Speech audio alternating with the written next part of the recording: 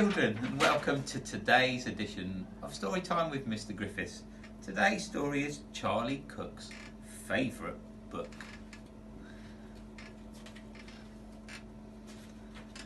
Once upon a time, there was a boy called Charlie Cook who curled up in a cosy chair and read his favourite book. About a leaky pirate ship which very nearly sank, and a pirate chief who got the blame and had to walk the plank.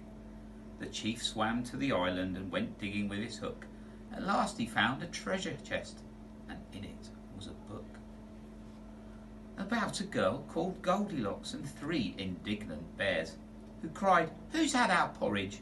Who's been sitting on our chairs?" They went into the bedroom, and Baby Bear said, "Look, she's in my bed, and what is more, she's got my favourite book." About Sir Percy Pilkington, a bold and fearless knight, who told the dragon, "Wait, I'm not quite ready for the fight. You must hear this one first." And then his armour clanked and shook. Ho, ho, he, as he read aloud a joke he'd found inside his favourite book.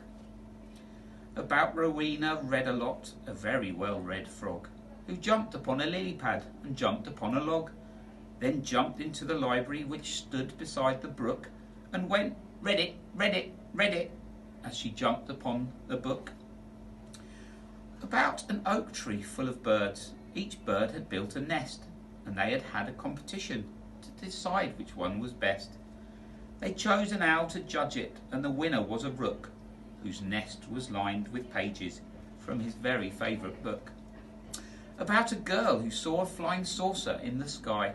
Some small green men were in it, and they waved as they flew by. She tugged her mother's sleeve and said, "Look, Mum, what I've just seen." But Mum said, "Shh, I'm trying to read my favourite magazine."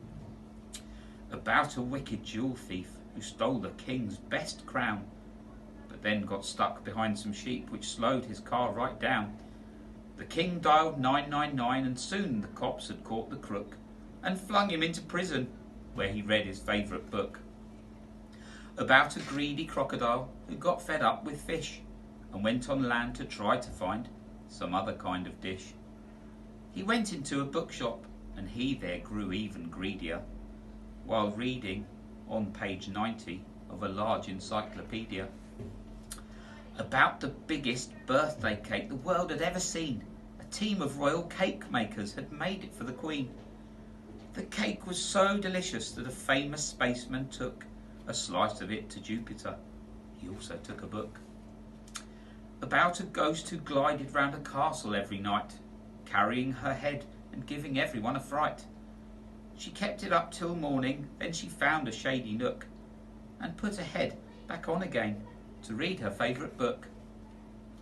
About a cosy armchair and a boy called Charlie Cook.